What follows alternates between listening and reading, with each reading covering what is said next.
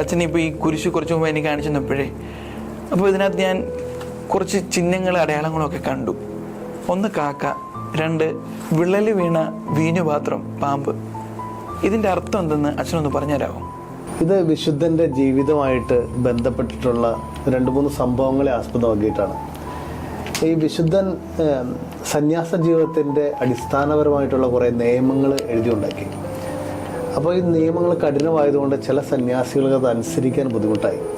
അവർ അദ്ദേഹത്തെ വധിക്കാനായിട്ട് ആലോചിച്ച് വീഞ്ഞിൻ്റെ അകത്ത് വിഷം കലർത്തിയാണ്. കുരിശ് അദ്ദേഹത്തിൻ്റെ ജീവിതത്തിൻ്റെ ഭാഗമാണ്.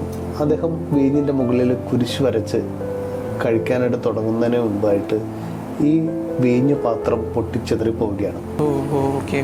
അതോടൊപ്പം തന്നെ ഒരിക്കൽ അദ്ദേഹത്തിൻ്റെ ഭക്ഷണത്തിൽ, അപ്പത്തിൽ വിഷം കലർത്തുന്ന സംഭവം ഉണ്ടായി. അപ്പോഴും അദ്ദേഹം കുരിശു വരച്ച് പ്രാർത്ഥിച്ചപ്പോൾ ഒരു മലങ്കാക്ക വന്ന് ഈ അപ്പം കൊത്തിക്കൊണ്ടുപോയി. അങ്ങനെ 2 അവസരങ്ങളിലായിട്ട് ഇദ്ദേഹത്തിൻ്റെ ജീവൻ രക്ഷിക്കുന്നതിനായിട്ട് ഈ കുരിശു വരച്ച് പ്രാർത്ഥിക്കുമ്പോൾ അദ്ദേഹത്തിന് അതിലൂടെ സാധിച്ചു. അതിനുശേഷമാണ് അതിൻ്റെ ഒരു സിമ്പിളായിട്ടാണ് ഈ അപ്പവും വീഞ്ഞുപാത്രവും, ഈ വീഞ്ഞുപാത്രത്തിൽ നിന്ന് താഴേക്ക് ഇങ്ങനെ വീണ് കിടക്കുന്ന ഒരു സർപ്പത്തിൻ്റെ ചിത്രമുള്ളത്.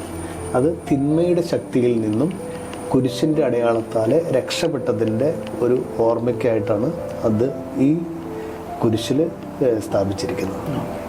ഇനി കപ്പിനും കാക്കയ്ക്കും മുകളിലായിട്ട് ക്രൂക്സ് പത്രീസി ബെനഡിക്റ്റ് എന്നെഴുതിയിട്ടുണ്ട്.